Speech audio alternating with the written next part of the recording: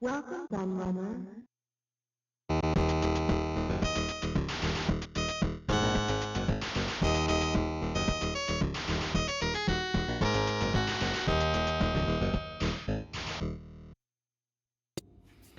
Hey everybody, Kieran aka The Nerd here, and I'm back with a hardware review for you this week, but something a little bit different.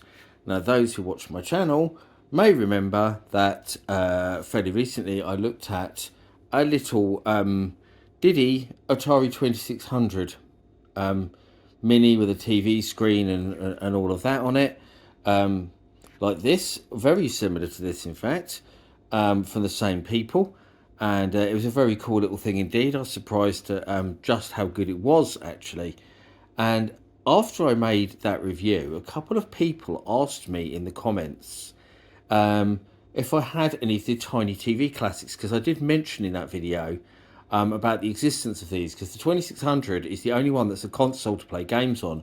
All the others are TV and film based. They're the Tiny TV classics range, yeah, and they cross all sorts of decades and genres and stuff from the 70s right up to some quite new stuff. And so, yeah, someone asked me if I had one. I said that I didn't, but I would like to pick one up. And funnily enough, it was my wedding anniversary recently. My wife is an absolutely huge Back to the Future fan, which I've mentioned on this channel before. And I saw one of these on eBay and thought it'd make a fun little gift, because we both agreed with each other what we wouldn't buy a big expensive gift for each other this year, because our anniversary fell while we were actually away on holiday. So we kind of did things over there instead. But yeah, I got one of these. It wasn't too expensive. I think I paid £30 for it, I believe. And yeah, it seemed really cool to pick one up because I was really intrigued to see what they were like. Other ones in the series, it actually doesn't think it shows any on here. We'll have a look at the box in a minute, but I don't think it actually shows any others on the box. Just checking, it didn't. But there is a Jaws one, which looks pretty cool. Wouldn't mind picking that one up. There's South Park, there's Family Guy, there's Friends. There's a Star Trek one. There's a Batman, like the original Batman. You know, there's like the is it 60s TV series? I think it was made in the 60s. That one anyway, but the original Batman with Adam West.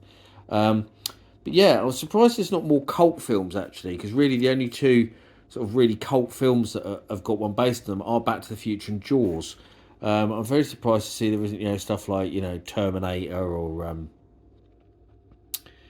uh, Aliens, or some. I'm surprised I wasn't to see some of those cult classic movies from the 80s, like more of those in this form, because it seems like a good concept for them as collector's items, because people love to collect anything to do with that 80s stuff, especially Aliens and Terminator and Predator and stuff like that, and indeed Back to the Future, which is obviously why we've got this one here. But yeah, it does seem strange, but we'll have a little look around the box, because we have opened this, we have played with it, but put it back in the box because I said, I'll do a video on that for reason stated, because people were asking about these. You can see there it says real working TV, top scenes on tiny screens, real working remote, best clips from Back to the Future. So repeats a lot of the quotes. There's some an advert for the 4K Blu-ray on the back there. We already have that.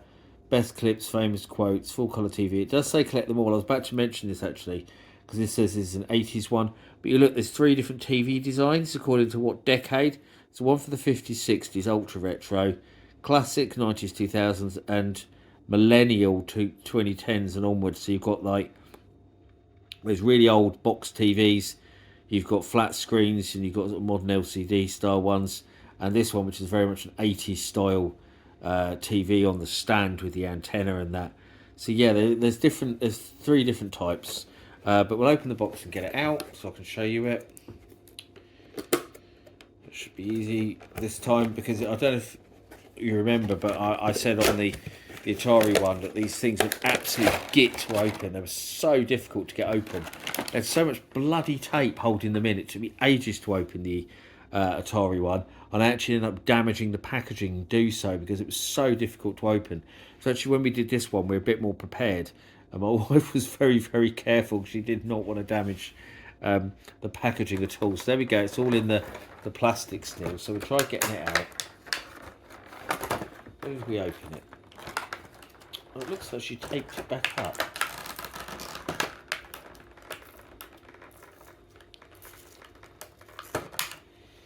There we go. So let's get the bits out. There's a remote. And there's a TV on the stand. And that's it. That's it really. So let's have a look at the TV on the stand. So there we go. We've got it's got a little fake aerial on the top. It's got these dials. These don't do anything. They don't move. You can't press them or anything. It's stuck to the stand. It's actually screwed in. As you can see there, you can't lift it off or anything. The wheels on the stand, if it focus, they don't actually work. It doesn't wheel anywhere. So, well, I said it'd be cool if the wheels worked. I suppose it would be, but they don't. So that's it on there really. On the back, there's not a lot. There's just kind of some fake details. And on this side is channel up, channel down.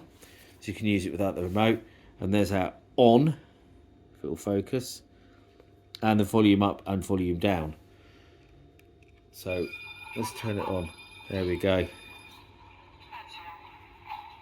started playing straight away. So despite being a tiny little thing, the quality is actually pretty good.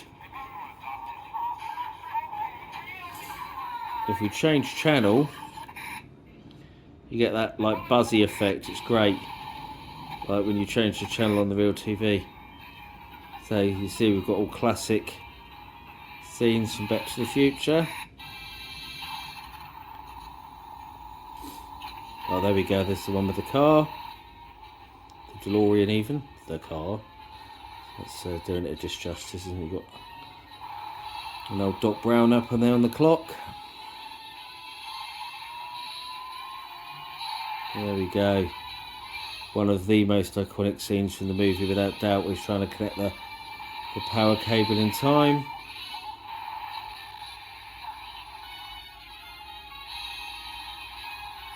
With the iconic music in the background, of course. There's the lightning strike. And off we go. There we go. Back to the Future. That's what it's all about. So I'll stick that over there a minute, because I wanted to get the remote. So to show you that. So here's our little remote with all those same buttons on it. And a little bulge on the back for putting a battery in. And then if we can see it, so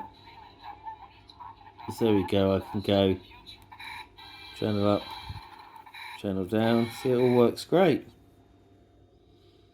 There we go. The test card. And that's it really. There's volume up and volume down. You see it appears on the screen, which is quite cool. A pause button. Awesome. And that's it really. Turn the TV off and it does that, which I think is really, really cool.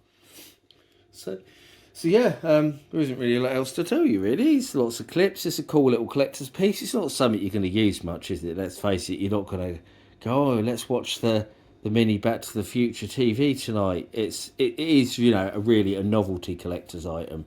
But a pretty cool one at that. They're not that expensive. I don't think 30 quid's particularly expensive to pay for a cool little collector's item like this.